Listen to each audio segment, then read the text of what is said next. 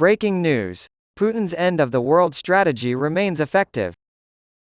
For years, Russia's state-run media has promoted the bleak prospect of a nuclear holocaust. Russia's official war cry toward Ukraine at times sounds like, Armageddon or bust. The strategy of, escalate to de-escalate, has been abandoned. Instead, every time the West provides Ukraine with a new battlefield capability, Russia uses it as an opportunity to threaten nuclear war, despite the fact that the West has become desensitized to Russia's failures on the conventional battlefield. The threat is so pervasive that an updated version of the old fable should be called, The Bear Who Cried Wolf. Even on Sunday, former Russian President Dmitry Medvedev threatened a global nuclear fire if Ukraine were to win in its ongoing counteroffensive supported by NATO. The Kremlin has so far been ruled by more level-headed individuals than Medvedev. We have not seen any clear signs of Russian President Vladimir Putin following the path to Armageddon, aside from the usual Russian propaganda about nuking Berlin, London, or Washington. Putin. Would I do it? He has a history of hinting at what he plans to do in the future by wrapping it in myths, historical justifications, and religious symbolism. We shouldn't immediately write off this strategy when calculating the odds of Armageddon.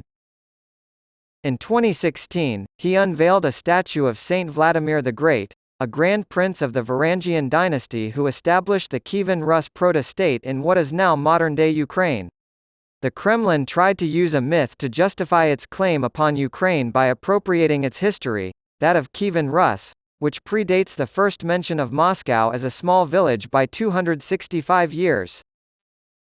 In deciding to invest in the Northern Sea route, Putin also draws on the recent communist history of his country, specifically Joseph Stalin's vision of a Red Arctic.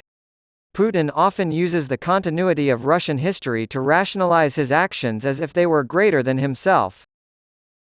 Putin also tries to justify his actions by citing the purity of the Russian Orthodox Church. Putin's alliance with the Church's leader, Patriarch Kirill of Moscow and all Russia, has helped him frame the conflict with Ukraine and the West as a holy war. The Elizabeth Bible is the official Bible of the Church, but it is not used in the weekly liturgy. Revelation chapter 16 contains a reference to Armageddon. That's the box it comes in. Do any of these factors actually influence Putin's decisions? No, I doubt it. Each scenario was probably conceived as a lofty facade for Putin's more ignoble goals. Peter the Great's adoption of Kievan Rus mythology was merely a means of finding an imperial path commensurate with his territorial ambitions. The Red Arctic was nothing more than an excuse for him to divide up Russia's abundant natural resources among his oligarch friends. The same can be said of Kirill, who is merely a means to justify war crimes in Ukraine and elsewhere. So why does Putin seem to be okay with Russian state-controlled media bringing up the prospect of nuclear war? For instance, Putin's most prominent propagandist, Vladimir Solovyov, once again brought up Armageddon on his Russia One evening television show in late May of this year. According to Julia Davis, a Russian media expert and columnist for the Daily Beast, one of his guests characterized winning or losing the war in Ukraine in stark apocalyptic terms and as a question of our destruction. The explanation for this is basic. Putin is catering to a dual demographic. His propaganda machine must first calm the fears of Russian citizens who are confused by Moscow's military losses in Ukraine. Their nuclear arsenal is like a security blanket, reassuring them that they will never be defeated. However, Putin has the burden of convincing the international community that Russia could be mad enough to bring about Armageddon.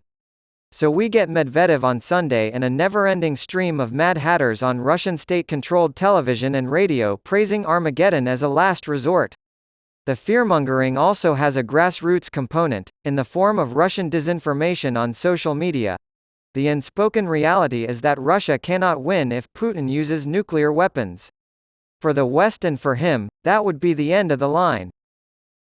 So, Medvedev's remark stands out only because he may be the first Russian official to admit that Kyiv's counteroffensive is working and that Russian territory will be lost. How successful is Russia's Armageddon gamble? Potentially, yes. Putin is still in power. Since day one, the Biden administration has been paralyzed by a fear of escalation due to concerns about who might succeed Putin if Ukraine were to win the election outright. Putin's success instilling Westerners with a fear of nuclear Armageddon has paradoxically provided him with some protection against defeat. There are those who believe that Russia could end the war in an hour if it used its nuclear weapons, regardless of how the United States or NATO would react. But Putin knows that if the war is ended in that way, so is Russia. Putin is plotting Armageddon, but not in the way we expected. It's more likely to be an ideological Armageddon than a nuclear one. His plans and expectations for success in Ukraine hinge on the West giving in to his apocalyptic threats, thereby destroying our own liberty in order to live in a totalitarian-controlled world. If that occurs, we will have brought Armageddon upon ourselves. Mark Toth has worked as an economist, founded a business, and served on the board of the St. Louis World Trade Center. Colonel Jonathan Sweet, now retired after 30 years in the Army's Intelligence Corps, oversaw operations in the Intelligence Engagement Division at U.S. European Command from 2012 to 2014.